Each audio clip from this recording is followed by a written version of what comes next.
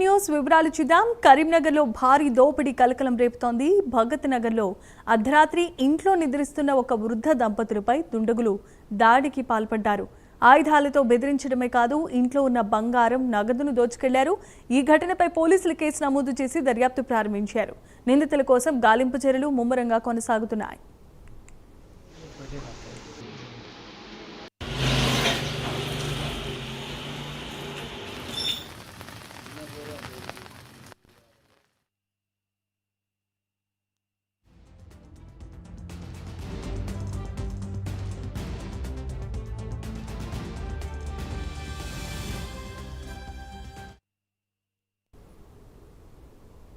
కరీంనగర్లో వరుస దోపిడీ ఘటనలు ప్రజల్లో ఆందోళన కలిగిస్తున్నాయి. గతంలో పీఎంజే జ్యువెలరీ దోపిడీ ఘటన మరొక ముందే తాజాగా భగత్ నగర్లో మరో భారీ దోపిడీ చోటు చేసుకుంది. అర్ధరాత్రి సమయంలో వృద్ధ దంపతులు ఇంట్లోనికి చొరబడి దుండగులు ఆయుధాలతో బెదిరించి నగదు, బంగారు ఆభరణాలు దోచుకుని పరారైపోయారు. ఘటనా స్థలిలో డమ్మీ గన్ లభించడం ఈ కేసులో కీలకంగా మారింది.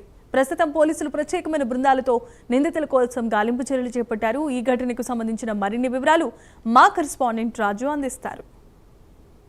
కరీంనగర్ జిల్లా కేంద్రంలో భారీ చోరీ ఘటన అయితే చోటు చేసుకుంది. నిన్న అర్ధరాత్రి 8 మంది దుండగులు భగత్ నగర్లోని అజ్మిత్ అలీ అనే వృద్ధ దంపతుల ఇంట్లోకి చొరబడి అయితే భారీగా బంగారం, నగదు అయితే దోచుకెళ్లారు.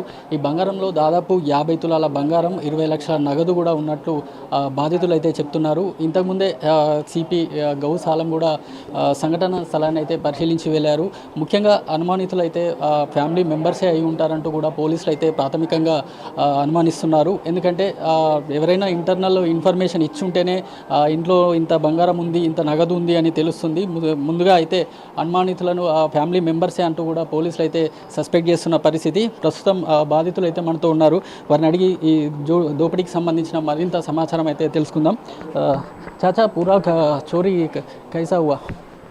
भैया ऐसा हुआ, मैं टीवी देख रहा था, टीवी बंद करके मैं जरा भाग गया, नहीं बंद नहीं करा, फिर मैं निकल गया बाहर 12 या पौने 12 बजे। ये गली है इसके बराबर में, मैं पूरा गली में बैठे थे, 8 या 9 आदमी थे, तो मेरे को उन्होंने देखते दबोच लिया। कितने मेंबर्स आया? जितने आदमी थे वो 4 वो पूरे के पूरे मेरे पर टूट पड़े। कोई इधर मार रहा, कोई इधर मार रहा, कोई ये मार रहा, कोई वो मार रहा। फिर वहाँ से मारने के बाद में मेरे को यहाँ लाए।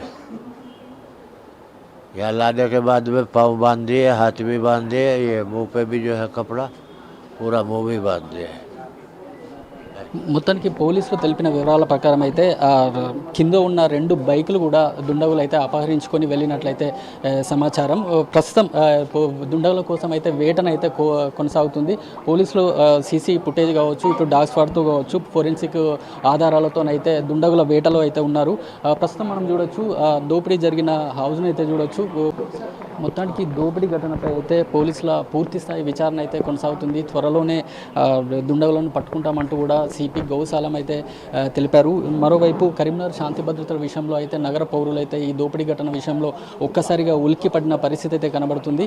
కాకపోతే పోలీసులు చెప్తున్న వివరాల ప్రకారం అయితే ఇది అంతర్రాష్ట్ర దొంగల ముఠా పని కాదు, ఖచ్చితంగా ముందస్తు సమాచారంతో రెక్కి నిర్వహించడం కానీ అట్లాంటిది ఎలాంటిది లేదు.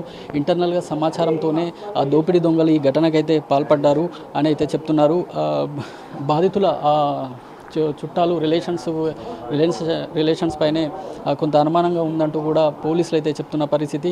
మొత్తానికి త్వరలోనే దుండగులను అయితే పట్టుకొని మరిన్ని వివరాలు అయితే వెల్లడిస్తామంటూ కూడా కరీంనగర్ సిపి గౌసాలం అయితే తెలిపారు. ఇది ఇక్కడ పరిస్థితి. కెమెరామెన్ కార్తిక్తో రాజు, ప్రైమ్ 9 న్యూస్, కరీంనగర్.